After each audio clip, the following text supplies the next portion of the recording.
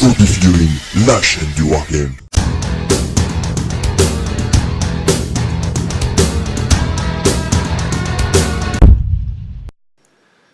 Bonjour à tous et à toutes et bienvenue sur Hobby Figurine, c'est Yannick. Donc aujourd'hui on se retrouve pour une vidéo d'unboxing un peu spéciale, un unboxing sur Tanks.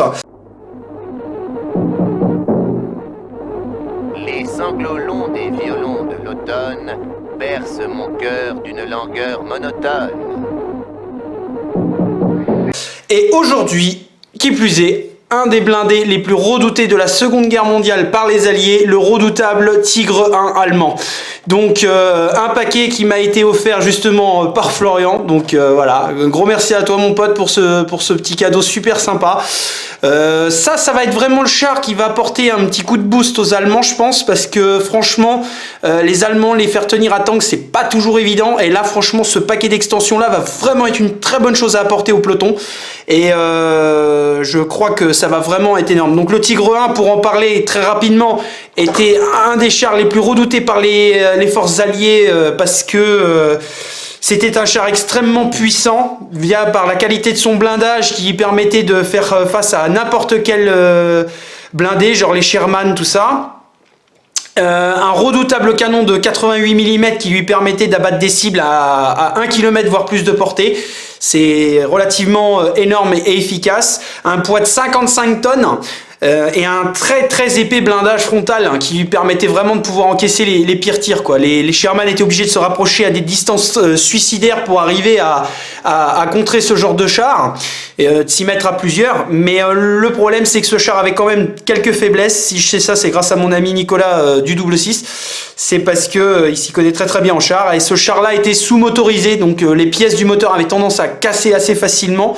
Et les équipages étaient souvent peu entraînés quand ils ont commencé à servir sur ce genre de char. Mais le légendaire Michael Wittmann, lui, a été sur Tigre 1 et Tigre 2. Donc il a fait différents modèles de chars. C'est vraiment une grande légende dans l'histoire du char. Donc en bref, je vais pas m'attarder là-dessus, mais niveau historique, vous avez des trucs super intéressants à aller voir au niveau de ça sur internet. Donc même les documentaires, hein, il y a plein de choses sympas pour se documenter là-dessus.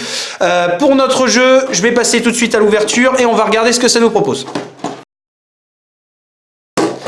Alors, donc comme d'habitude, nous avons notre maquette qui est avec des pièces beaucoup plus imposantes que d'habitude. Elles sont beaucoup plus grosses. On va regarder ça en détail tout de suite. La notice de montage, donc pareil, donc faut pas vous tromper dans les pièces. Vous prenez le temps d'observer avant le montage. Faites même des essais à blanc, il y a rien de ridicule. Parce que c'est quand même un magnifique char à ajouter au peloton allemand. Donc faut vraiment faire très attention quand on les monte. Hein. Parce que des fois les plans c'est très facile de se gourer dans les pièces. Il y a plusieurs types de pièces et de modèles.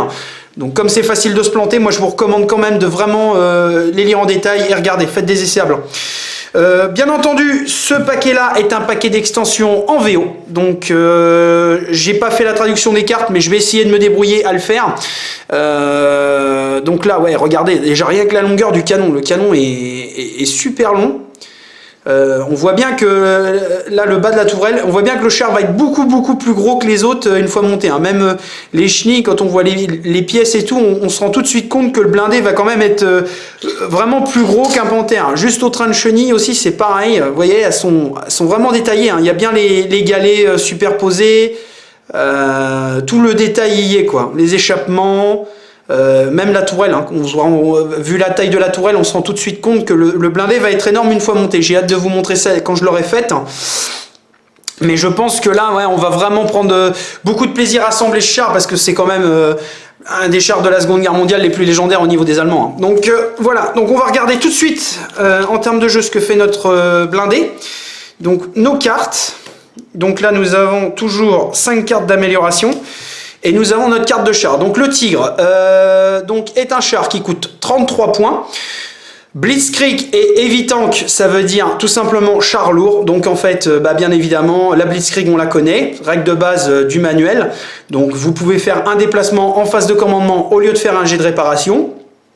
Et Heavy Tank, le char lourd, vous permet de supprimer le dé qui normalement, les dés de défense qui devraient vous supprimer sur le côté, eh ben vous l'ignorez en fait, tout simplement. C'est-à-dire vous ne retirez pas le dé de défense lorsque vous faites tirer sur les tirs de côté. Alors de base, nous avons 5 d'initiative, c'est pas mal. On a 5 d'attaque, donc même puissance de feu qu'un panthère. 2 d'armure, même chose que comparé à un panthère. Par contre, ce qui est beaucoup plus intéressant ici, c'est qu'on a 8 points de coque. Et le fait qu'on est char lourd, on va déjà avoir une meilleure résistance. Pour 1 point de plus, le tigre reste quand même un meilleur choix que le panthère. Malgré que le panthère a une initiative de 7, je trouve que le tigre va être un meilleur choix. Mais après, je pense qu'il faudra mettre des cartes d'amélioration dessus pour l'optimiser un peu plus. Donc on va déjà regarder un petit peu ce que nous propose le paquet. Donc très brièvement, donc ça c'est un conducteur pour 2 points. Lorsque vous attaquez, si vous avez réparé une carte de dommage, vous pouvez relancer un dé d'attaque. Ouais, donc c'est plutôt pas mal, pourquoi pas. Donc ok, c'est pas si mal cette carte là. Donc si on a une carte de dégâts sur notre char, on peut relancer un dé d'attaque, c'est pas mal. J'avais pas très bien compris l'effet au début. Donc là nous avons un héros qui fait 11 points, aussi cher que Michael Wittmann, Kurskin Spell, donc je crois que ça se prononce comme ça, désolé, hein, les prononciations c'est pas toujours évident. Plus 3 d'initiative, lorsque vous relancez un dé d'attaque, vous pouvez relancer jusqu'à 2 dés d'attaque. Ça c'est balèze, ça c'est balèze. Plus 3 d'initiative, donc forcément si vous mettez ça sur le tigre, grosso modo on passe à 44 points, mais derrière on a une initiative qui va s'envoler à 8 directement, c'est énorme. Et en plus quand on attaque, si on relance un dé d'attaque, on peut relancer 2 dés d'attaque à la place. Donc on peut optimiser les jets de tir, donc c'est vraiment très fort. Par contre ça coûte cher, hein. C'est vraiment un héros qui coûte cher, mais derrière on va vraiment avoir de l'efficacité. On en a un autre, c'est Otto Carius pour 11 points aussi. C'est un commandant, plus 2 d'initiative pendant la phase de tir, plus 1 en attaque si le char est stationnaire. Lorsque vous tirez, la cible perd moins 1 de défense. Oh putain la vache, ah ouais c'est balèze aussi ça. Il y a moyen vraiment de faire des gros combos. Ça représente vraiment le fait qu'une fois que le char était posté, qu'il arrivait plus facilement à dégommer les cibles. Plus 2 d'initiative en phase de tir, plus 1 quand on est stationnaire et on colle moins 1 à la défense du char. Ça vaut 11 points mais ça les vaut largement, c'est très fort. Ensuite, nous avons Clever Hans, donc c'est une doctrine pour 2 points. Lorsque vous faites un jet de réparation sur votre char, c'est un succès sur 3, 4, 5 ou 6. En gros, vous réparez beaucoup plus facilement les cartes de dégâts. Donc pour les poissards, parfois comme moi, ce genre de carte-là peut être très utile. Et enfin, nous avons Schruxen. Vous pouvez défausser cette carte pour annuler une carte de dommage et vous pouvez piocher une nouvelle carte de critique et l'assigner à votre char. En gros, ça vous permet d'éviter de prendre... si vraiment vous avez pris une carte grasse au début, vous défausez cette carte-là et ça vous permet d'en piocher une autre. Donc potentiellement, vous pouvez quand même réduire les dégâts. Si des fois ça fait une carte de critique qui colle 0 ou qui a des effets un peu moins néfastes, c'est bien hein, quand même. Alors... d'une vue générale, on a un paquet d'extensions qui est vraiment essentiel à ajouter à tout peloton allemand parce que là en plus c'est assez exceptionnel. Dans ce paquet d'extensions on nous propose quand même 2 héros, ce qui est loin d'être négligent. En plus les 2 héros, on l'a vu, sont très très forts via leur capacité, donc je pense que ça va vraiment être un gros plus pour les Allemands parce que même ce genre de héros ajouté sur un panthère ou un Junk Panther, ça pourra vraiment permettre de pouvoir arriver à faire des chars un peu plus optimisés. Mais bon, les Allemands en général c'est des chars qui vont être plus optimisés, qui vont cogner assez fort, mais on sera moins nombreux que des Russes par exemple ou des Américains.